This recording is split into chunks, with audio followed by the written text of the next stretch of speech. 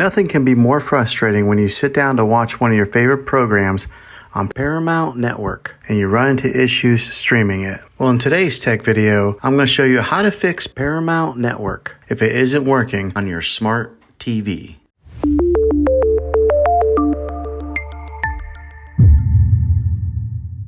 Let's see if we can fix your problems and get your network back up and running as quickly as possible. The first one, it's the easiest one to try, and that's to unplug your TV from the wall outlet and wait 60 seconds. Now don't be impatient here, wait the whole 60 seconds, then plug it back in. This is very different from turning your TV on and off with your remote control. This is what we call a hard reset of your TV, so make sure you do this method. If that doesn't work, then find your router that is giving you Wi-Fi and unplug the power to that for 60 seconds. Then plug it back in. If it fixes it, great. If not, let's go ahead and move on to the next method. Try deleting Paramount Network on your TV. Go to wherever the apps are located on your system and remove the app altogether. Then reinstall Paramount Network again. After you reinstall it, you might have to log back in with all of your credentials, but hopefully this will work. And if that doesn't work, then I recommend buying an affordable Roku stick, Fire Stick, or Apple TV 4K and plug that into your TV and use that as your main streaming player. And you'll be able to access Paramount Network that way. I'll put links in the description down below of where you can get one. Well, hopefully this video was helpful for you.